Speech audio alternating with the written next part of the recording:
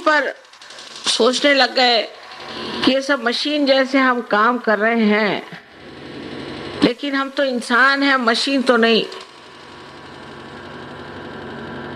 ना माँ अपने बच्चों को प्यार करती है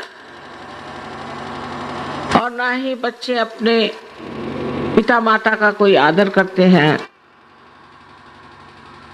18 साल में बच्चे घर से भाग जाते हैं। इस कदर वहां समाज के प्रश्न जटिल हैं कि लोग सोचते हैं ये समाज कभी ठीक ही नहीं हो सकता। वहां पर पॉलिटिक्स ठीक है, समझ लीजिए, और वहां की आर्थिक परिस्थिति भी ठीक है, राजकारण ठीक है, आर्थिक परिस्थिति ठीक, और सब लोग खुशहाल होने चाहिए। तो बिल्कुल ही नहीं। हर आदमी जैसे कोई पगला गया, बावला हो गया, ऐसी वहां हालत।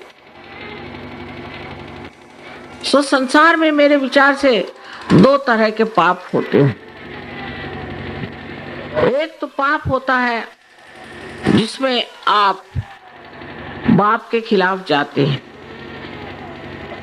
जो अपने देश में कि हम लोग हमेशा सोचते हैं कि आगे क्या होगा, कहां से पैसा आएगा, हमारे बच्चों का क्या होगा, किस तरह से पैसा जोड़ लें, किस तरह से ठीक ठाक कर लें, किस तरह से कुछ व्यवस्था कर लें अपने जीवन की। इसकी पूरी समय हमें चिंता लगी रहती। उसमें हम चोरी चकारी, झूठ बोलना,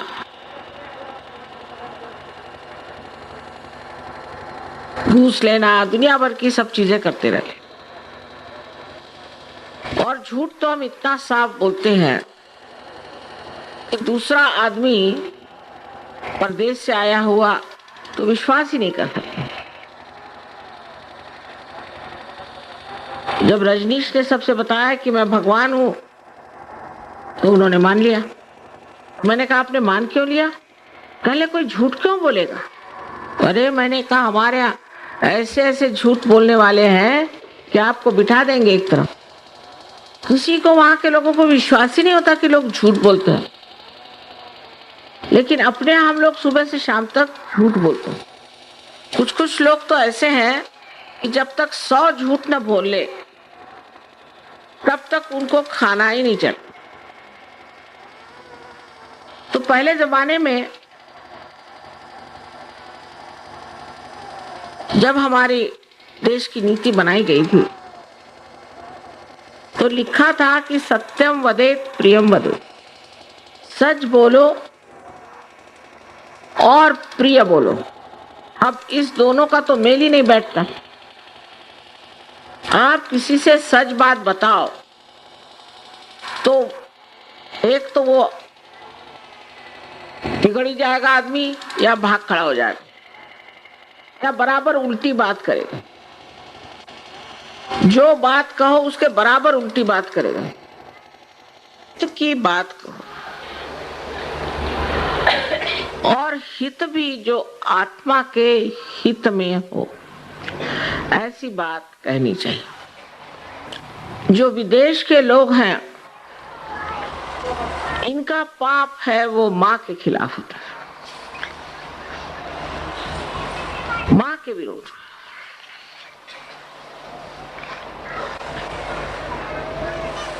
जिसमें वो अनैतिक हो गया। किसी भी प्रकार की नीतिमत्ता को मानना वो बेवकूफी समझते हैं।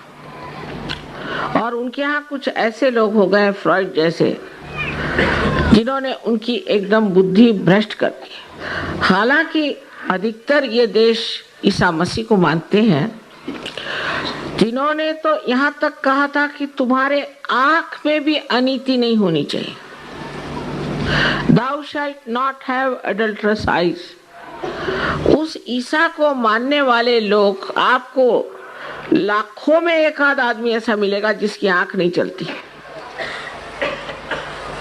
लाखों में। तो इस तरह का पाप कर्म, और औरतें भी वैसी, और आदमी, औरतें वहां के आदमियों से बढ़ के हैं। यहाँ पर आदमी औरतों के पीछे भागते हैं, वहां औरतें आदमियों के पीछे और आदमी भागते हैं दूसरी तरफ, उल्टा हाल है।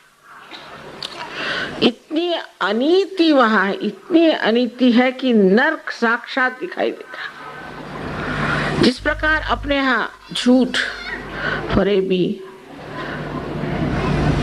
और चालू लोग जिसे कहते हैं कि बातचीत में आपको बेच डालेंगे, आपको पता नहीं चलेगा।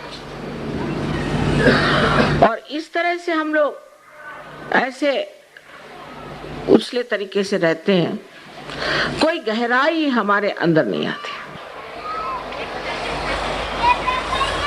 ऐसे हमारी शादी हुई लखनऊ में।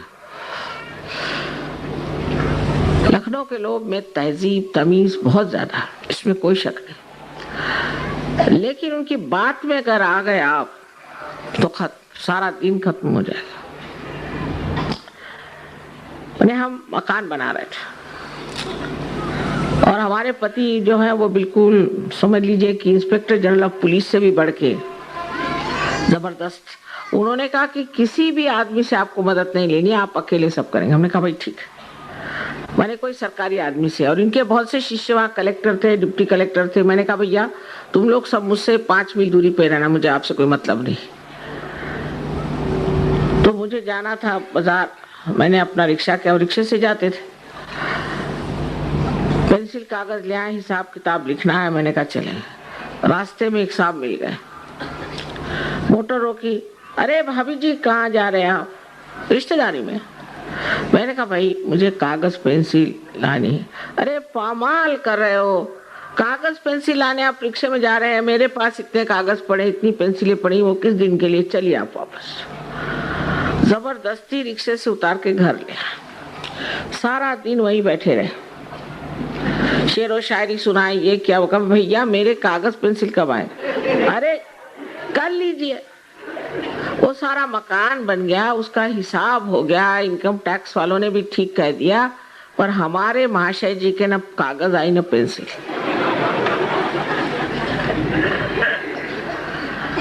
दूसरे एक साहब ने कहा कि आप खाना खाने आई।